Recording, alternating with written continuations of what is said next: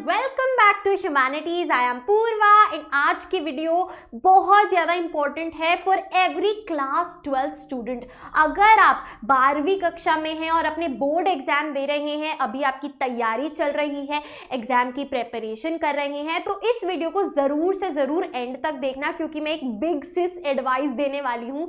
जो होता है ना कि यार काश कोई कज़न होता, काश कोई भाई बहन होता जो बता देता कि यार ये चीज़ कर लेना और ये मत करना। ठीक है, बहुत ज़्यादा हेल्पफुल मैं चीज़ बताने वाली हूँ। थोड़ा सा ना आपका फ्यूचर देख के ये मैं आपको डिस्कस करूँगी। क्यों? क्योंकि बहुत सारे जब मैं काउंसलिंग सेशंस लेती हूँ, स्टूडेंट्स के साथ बैठती हूँ, तो पता चलती है कि वो बोलते हैं कि दीदी पता ही नहीं था, तब इतना इम्पॉर्टेंट है, ये चीज़ करनी है, पता ही नहीं था, काश पता होता। तो इसीलिए मैं आप स्टूडेंट्स को ये ऑलरेडी एडवांस में बता रही हूँ और टाइम से बता रही हूँ कि आज से ये चीज़ शुरू कर दो।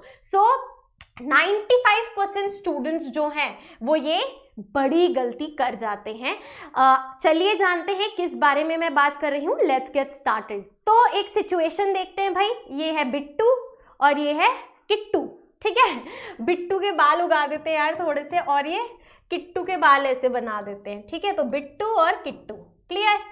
चलो तुम चूज कर लो तुम कौन से हो, अभी पता लग जाएगा जब मैं ये कहानी बताऊंगी। तो भाई एक सवाल है जो मैं इनसे पूछूंगी, बिट्टू से और किट्टू से, जो दोनों ही 12th में बोर्ड एग्जाम्स की तैयारी कर रहे हैं। सवाल ये है कि आप बोर्ड्स की तैयारी इतनी शिद्दत से क्यों कर रहे हैं? Why is the question? Why are you preparing for board exams with so much dedication? तो बहुत सारे आंसर हो सकते हैं, राइट? तो बिट्टू बोलता है पता नहीं भाई, क्योंकि दीदी सब करते हैं तो मैं भी कर रहा हूँ। ठीक है, मम्मी पापा प्राउड होंगे, समाज में इज्जत होगी, बच्चा 95% लाया है। कौन कौन बिट्टू है चैट में बता दे। फिर आती है किट्टू। किट्टू बोलती है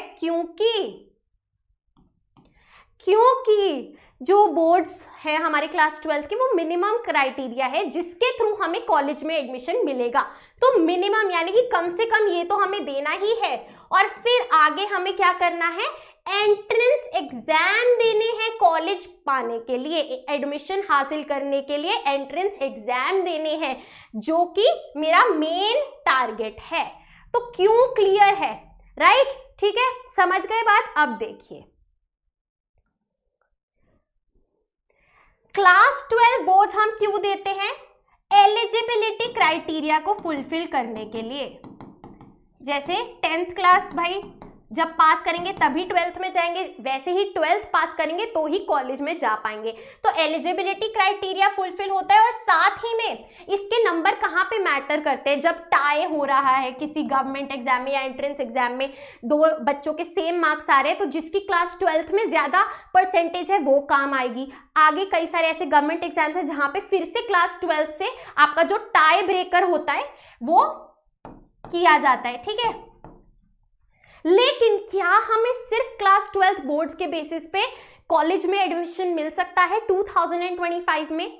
बहुत कम चांसेस हैं, बहुत कम कोर्सेज हैं जो सिर्फ क्लास 12th के बेसिस पे आपको एडमिशन दे देंगे। लगा लो होंगे तो अगर कम से कम 5% ही होंगे। ठीक है, और वो भी आपको डिप्लोमा, बैचलर या फिर ओपन से जो करते हैं वो मिलेगा। अच्छा जी, अदर एग्जाम्स क्या है? तो मेरी बात ध्यान से सुनो। बहुत सारे ऐसे एग्जाम्स हैं जिसके थ्रू आपको अब क्लास 12th के 2 महीने बाद वो एग्जाम कंडक्ट हो जाएंगे। विद इन 2 मंथ्स आपके सारे एंट्रेंस एग्जाम्स हो जाएंगे, पता भी नहीं चलेगा फॉर्म कब निकल गया या फिर कब निकला था और आपने भरा नहीं, और फिर बैठ जाओगे इग्नू से अपनी BA करने, which is not the best option, right? चलिए, तो अदर एग्जाम्स की बात कर लेते हैं भाई। वेरी पॉपुलर एग्जाम्स आपने देखा होगा, जो साइंस स्ट्रीम के स्टूडेंट्स हैं उनका क्लियर होता है वो शुरू से ही 9th क्लास से। नीट है ना, MBBS का जो एग्जाम होता है ना, और इंजीनियरिंग वाले JEE की तैयारी में लग जाते हैं क्योंकि उनको क्लियर है, उनका वाई क्लियर है। वाई क्यों? क्योंकि उनको कॉलेज में एडमिशन लेना है, MBBS करनी है या इंजीनियरिंग करनी है। वहीं पे कॉमर्स की बात कर लेते हैं।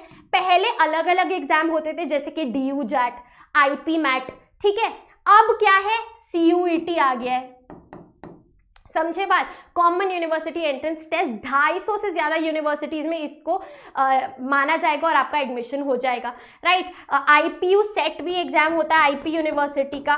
ठीक है, बहुत सारे एंट्रेंस एग्जाम्स है, 2 महीने में आपके बोर्ड्स के अंदर ये हो जाएंगे, तो इनकी तैयारी भी शुरू करनी पड़ेगी। आर्ट्स की बात करें, बहुत सारे एग्जाम्स है लेकिन हमें पता ही नहीं होता। भाई क्लैट तो हो भी गया, 1 दिसंबर को क्लैट एग्जाम था जो कि 5 ईयर LLB के लिए कराया जाता है। कितने सारे बच्चों को नहीं पता होगा और उन्होंने एग्जाम ही नहीं दिया, अब फिर पूछेंगे बाद में मैम लॉ कैसे करें, राइट। तो क्लैट होता है आपका,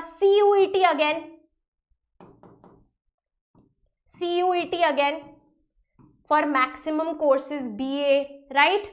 और भी बहुत सारे, अगर स्पेसिफिक जैसे डिजाइनिंग में जाना है, आर्किटेक्चर वगैरह में जाना है, सबके अलग अलग एंट्रेंस एग्जाम्स हैं जो आपको पता ही नहीं है।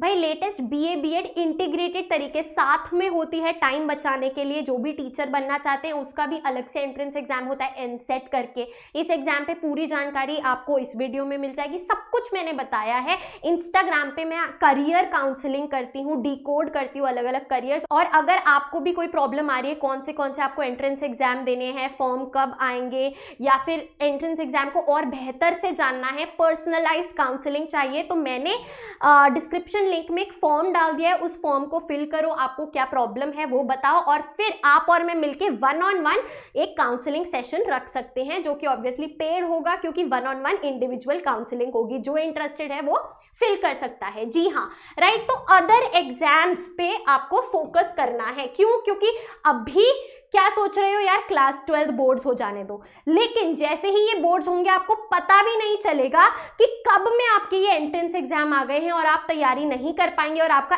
1 साल जो है वो बेकार चला जाएगा, बिकॉज पता नहीं था।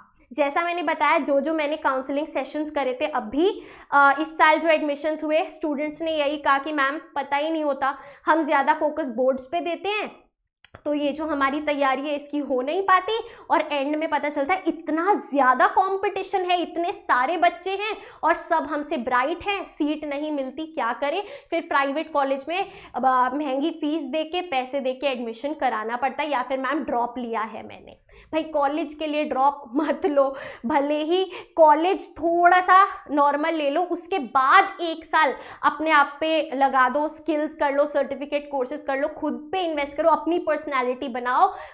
ऐसा नहीं है कि भाई सेंट स्टीफेंस में सारे ही आपको चमकते धमकते बच्चे मिलेंगे, राइट। तो ऐसा भी नहीं है कि जो थोड़ा सा टॉप टियर कॉलेज है उधर आपको सारे ही वीकेंड से लो कंपटीशन मिलेगा। जी नहीं, कंपटीशन हर जगह है, आपको खुद पे काम करना पड़ेगा, राइट। तो एनीवे इस डिबेट पे बाद में जाएंगे, ड्रॉप लेना है या नहीं, ये सिचुएशन अभी मत सोचो। अभी ये सोचो कि यार दिसंबर तो अपना शुरू हो गया है, ठीक है, जनवरी फेब में अपने बोर्ड्स हैं, तो फेब मार्च इधर चला गया, ठीक है, फेब मार्च बोर्ड्स में चला गया, अप्रैल मई में सारे आपके एंट्रेंस एग्जाम्स मई से शुरू हो जाते हैं, राइट। तो फेब मार्च में आपका पेपर खत्म होगा बोर्ड्स का, आप 2 महीने में पेपर को समझेंगे, या उसके क्वेश्चन करेंगे, या रिवीजन करेंगे, या प्रैक्टिस करेंगे, या सैम्पल पेपर सॉल्व करेंगे, मॉक टेस्ट लगाएंगे, क्या करेंगे।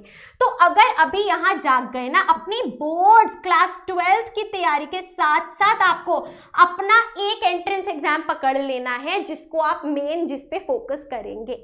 ये मैं आपको अभी एडवाइस दे रही हूँ, ट्रस्ट मी। जब बोर्ड्स के एग्जाम हो जाएंगे ना और आपको एक्चुअल में एंट्रेंस एग्जाम देके रियलाइज होगा इतनी बुरी रैंक आई है, इतना कंपटीशन है, इसी वीडियो को आके देखकर रोओगे कि यार दीदी ने बताया था, तब मैंने सोचा अरे क्या पागलों वाली बातें करती है, मुझे तो स्ट्रेस हो रहा है, छोड़ो ना, अपना सिर्फ 12th पे ध्यान देते हैं। तो चलिए, इसमें ना अगेन क्लास 12 बोर्ड के साथ अगर आप एक यहाँ ज्वाइन करोगे ना, ज़्यादा कुछ चेंज नहीं होगा। थोड़ा सा आपको टाइम टेबल को, आवर्स को अपना डिवाइड कर लेना है। देखिए जैसे कि मोस्टली स्टूडेंट्स जो हैं, चाहे वो जेई दे रहे हैं, नीट दे रहे हैं, उनको CUET देना चाहिए, ये मेरी रिकमेंडेशन है, राइट। जब से CUET आया है तब से I have been tracking the exam, पूरा एनालिसिस किया है, सब कुछ ऑल अबाउट दी एग्जाम, पूरा इन्फॉर्मेशन यूट्यूब पे हमारे चैनल पे है। हर साल का ट्रेंड देखा है, सब कुछ देखा है, इसीलिए बता रही हूँ। जो भी आप एग्जाम दे रहे हैं उसके साथ में CUET तो देंगे ही देंगे, स्पेशली कॉमर्स और आर्ट्स के लिए तो मेन एग्जाम यही है।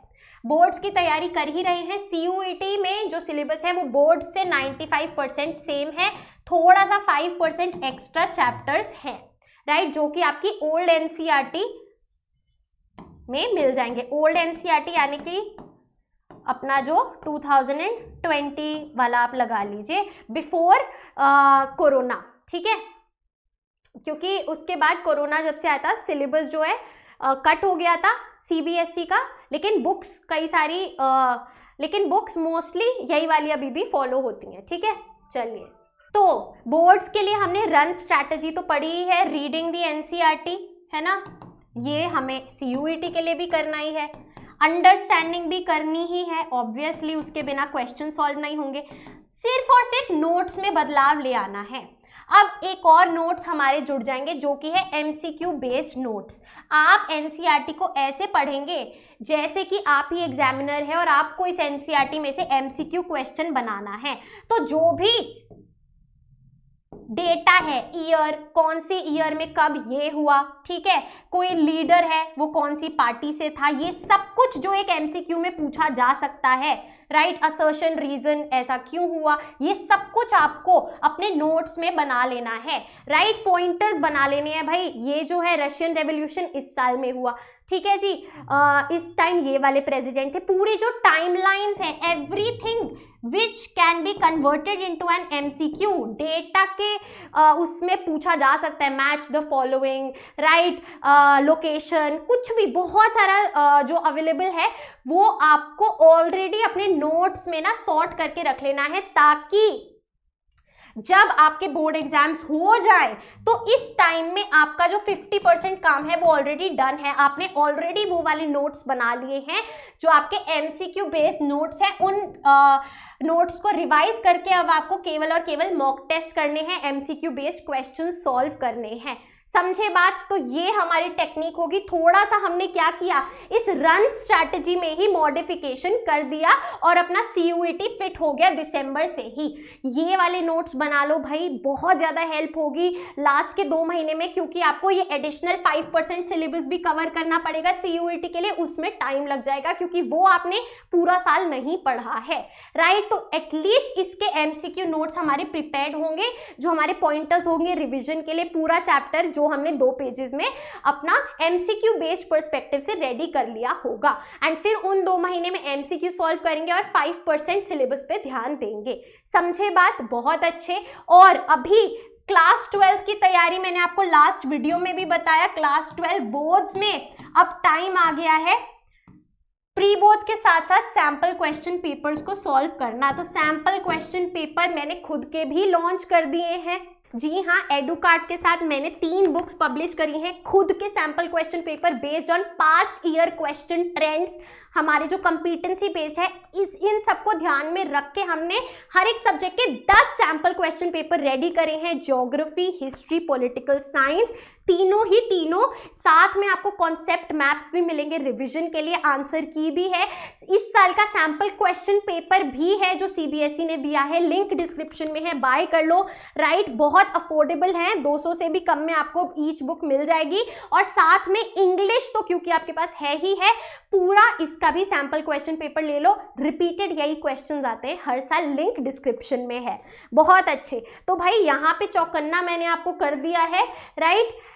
ये गलती मत करना, थोड़ा सा टेम्पररी सेटिस्फैक्शन क्लास 12 बोर्ड्स को ऊपर रख के एटलीस्ट अपना जो फ्यूचर है उसको अनदेखा मत करो। फ्यूचर कॉलेज पे बेस्ड होता है, कॉलेज एंट्रेंस एग्जाम पे। तो अभी से थोड़ा थोड़ा जो अपना 8 घंटे बताए थे, 5 घंटे बोर्ड्स को दे रहे हो, तो एटलीस्ट 3 घंटे अपना एंट्रेंस एग्जाम की दिसंबर से तैयारी करने लगो, क्योंकि बेटा ये जो बम फटेगा ना 3 महीने बाद, आके रोगे काउंसलिंग सेशन में। और अगेन जिसको पर्सनलाइज्ड काउंसलिंग गाइडेंस चाहिए जी, वो लिंक डिस्क्रिप्शन में है, फॉर्म फिल कर दो, 1-on-1 आप और मैं वीडियो कॉल पे सब कुछ डिस्कस कर लेंगे, पूरा आपको सारे डाउट्स क्लियर होंगे, सब कुछ रोड मैप आपका तैयार कर लेंगे। चलिए everyone, that is it for our today's video. I hope you liked it, and if you did please like, share and subscribe to the channel.